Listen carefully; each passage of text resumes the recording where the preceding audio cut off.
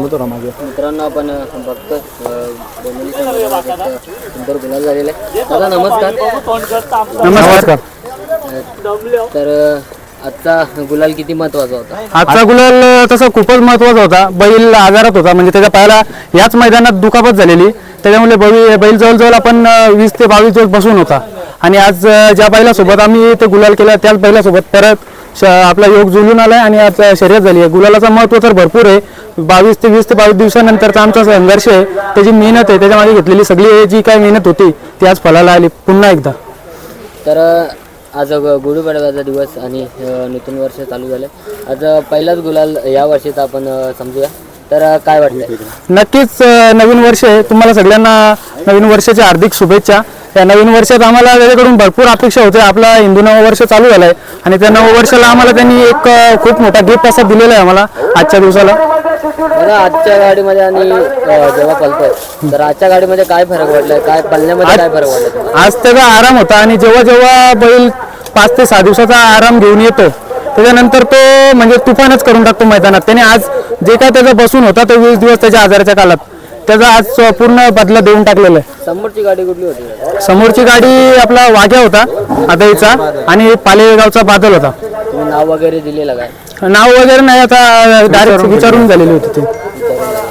तर दादा आता काय वाटतंय बिंदोडबद्दल काय बोलाल? बिनजोडबद्दल आहे, क्षेत्र चांगलं आहे. आम्ही सध्या नवीनच आहेत, असं नाही की आम्ही खूप जुने खेळ करतोय.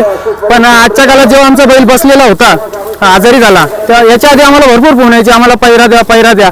पण ज्यावेळी ज्या बैलात आम्हाला दुखापत झाली त्या बैलाच्या मालकाने सुद्धा आम्हाला त्यानंतर फोन करून विचारला नाही की बैलाची तब्येत कशी आहे काय आहे. त्याच्यामुळे हा बिनजोडचं क्षेत्र आहे ना, जेवढी माणुसकी जपू तेवढी आपल्यासोबत समोरचा पण जपेल असं नाही. आज तो आजारात असताना खूप कमी लोक आलेले. आज सम्राटचे मालक असतील तर स्वतः आमच्या वेळेवर आलेले, याची आमच्या टायगरची दिवसाआड फोन असायची विचारपूस ते स्वतः व्हिजिट करून गेले, आम्हाला भेटून गेले. पण ज्यांच्यासोबत पळालो त्यांचा कधी फोन नाही आला काय नाही. किंवा इतर पैरे पण मागतात टायगर द्या, पण टायगरची जेव्हा खूप लोकांना माहित होतं की टायगर त्याच्या आजारपणात आहे, सध्या त्याच्या दुखापत झाली तर ते पण कोणी त्यासाठी फोन नव्हता केला.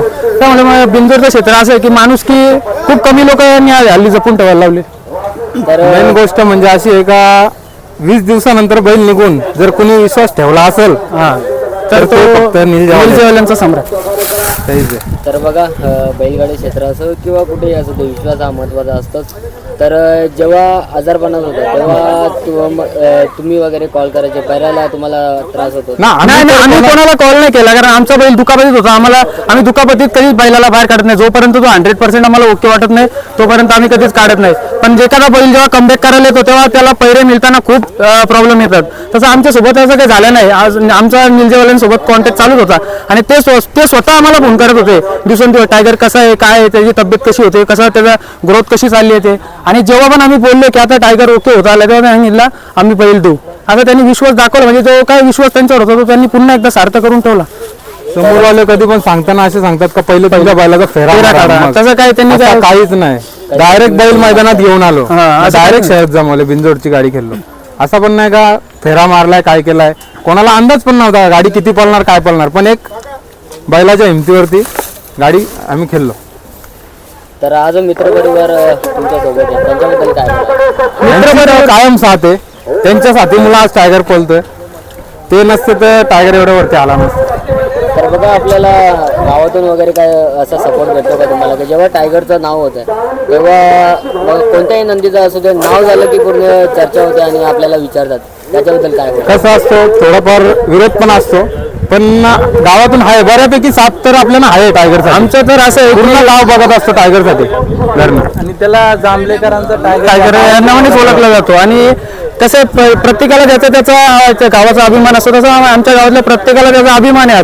आज भले तुमच्या समोर ते बोलून नसतील दाखवत, पण भरपूर जेव्हा बाहेर निघतात तेव्हा ते सांगतात की जो जांभल्याचा टायगर पळतो तो आमचाच आहे. आज सोबत प्रत्येकाला पॉसिबल नसतो की धंदा सोडून त्यांचं कामकाज सोडून शर्यतीला येणे किंवा बैलाच्या सोबत येणं, पण जेव्हा जेव्हा त्यांना शक्य होतं तेव्हा येतात. आज तसा आमचा ग्रुप आहे 8-10 लोकांचा, ते तर कंटिन्यू असतात बैलासोबत, पण जे इतर आहेत जे चाहते आहेत ते पण येतात. आजचं मैदान आजचं आयोजन वगैरे कसं काय वाटतं? आयोजन तर एकदम मस्त होता आणि आपलं पण ठरलेलं होतं, तीच गाडी पळवली, मस्त होता एकदम. तर पुढचं नियोजन टायगरचं कसं काय असतं? पुढचं नियोजन एकदम चाललंय, कडकच चाललंय. सध्या तर समजा आहे. सध्या तरी कसं आहे, एवन जोडीच आहे, पण आमच्या टायगरवर एक छोटासा काळा डाग आहे. तो काळा डाग पुसण्याकडे आमचं लक्ष आहे. म्हणजे जेव्हा टायगरचे 1-2 पराभव झालेत ना, ते पराभव पण थोड्या क्षुल्लक चुकीमुळे झालेले आहेत. पण तेव्हा विरोधक आहेत ना, आम्ही कधीच मैदानात असा उलट जेव्हा बोलून किंवा आमचा बादशाह आहे, आमचा हे असं बोलून समोरच्याला जल्लोष करताना नाराज करत नाही. तर आमचा जेव्हा टायगरचा पराभव झालेला तेव्हा बरेच लोक उड्या मारत होते की बादशाह आहे, त्याच्या पट्ट्यात येऊ नका, याच्या पट्ट्यात येऊ नका. तेव्हा आमच्याहून पट्ट्यात आता भेटू नका ना, भेटतील त्याचं नियोजन चालू आहे, त्यांचा उत्तर आम्ही देणार. तो एक डाब घेणार, तो पुसू लवकरच, आणि तेव्हा एक मोठी मुलाखत देऊ. दादा बघा, गुलाल तुम्ही अगोदरही घेतले असतील, पण आजचा गुलाल मी बघितलं की तुम्ही एक जल्लोष नाही बोलू शकत, पण एक तुम्ही सेलिब्रेशन टाईप केलं की गुलाल उधळला किंवा तुम्ही व्हिडिओ शूट वगैरे केले. त्याच्या मागचं कारण काय मेन? हा भावनिक जल्लोष होता. आता इथे टायगर सोबत 8-10 लोक आहेत, 12 लोक आहेत. घरी आमचे पप्पा वगैरे, पंकज टायगरचे मालक आहेत जे, ते वगैरे, त्यांची सगळ्यांची मेहनत आहे. आजचा बैल जेव्हा दुखापत असतो त्याला आमच्या मुलासारखा सांभाळला जातो घरच्यांनी, आमचा तर भावासारखा येतो. तर त्याचे मेहनत घेताना आम्हाला जे काय अडचणी येतात त्या अडचणी आम्ही पार करून आज तो त्याच्यासाठी जे आम्ही केलं त्याचा काहीतरी चीज करून दाखवतोय. तर त्याच्यासाठी एक थोडासा गुलाल वगैरे उधळून जे काय ते त्याला समर्पण केलं. बघा दादा, प्रत्येक जण हा गुलालासाठीच मैदानात येतो, आणि जेव्हा आपण घरी जातो किंवा आपली शर्यत होते, घरच्यांचा कॉल वगैरे येतो, घरच्यांना काय अपेक्षा आहे टायगर? घरच्यांना एवढी अपेक्षा आहे की बैल कायम गुलालात राहावा. प्रत्येकाला अपेक्षा असते आपला नंदी गुलालात राहावा, तसं त्यांनाही अपेक्षा आहे की आपण कायम गुलालात राहावा. आणि त्यांचं आम्हाला एकच सांगणं असतो, जेव्हा मैदानात जा तुम्ही तुमच्या प्रमाणे, म्हणजे आपण ज्या संस्कार दिलेत त्या संस्काराचा जल्लोष करा. कारण आपली काय वेडीवाकडी हे नसते, आपण कोणाला डिवचून किंवा हे करून हे करत नाही. पण जेव्हा आम्हाला कोणीतरी असा कमी लेखतो किंवा आता नंदी आहेत, नंदी पळतात, पण आपण उड्या मारून आज 500 उद्या, आज तुमचा पळतो, उद्या कधीतरी तुम्हाला पण मार खाणं आहे. तेव्हा तुमची गाडी मारेल तेव्हा मग समोरच्यानी जल्लोष केला तेव्हा आपल्याला पण कमी वाटतो का बाबा आपला नंदी टॉपमध्येच पळतो पण आज आपली गाडी मारली. त्यामुळे जल्लोष करताना त्यांनी पण विचार करावा.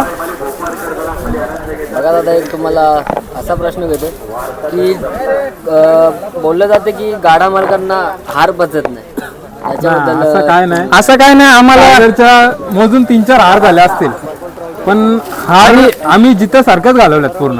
आम्ही कधीच नाही नाराज होऊन आलो, कारण त्यांनी आजपर्यंत कधी नाराज केला नाही. जी पण झाले ते हार ते आमच्या चुकीमुळे झाले, आणि ती हार नियोजन कुठेतरी चुकला त्याच्यामुळे कुठेतरी आमची हार झाली. आम्ही त्याला कधीच दोष देत नाही, कारण त्याची चुकी नसतेच.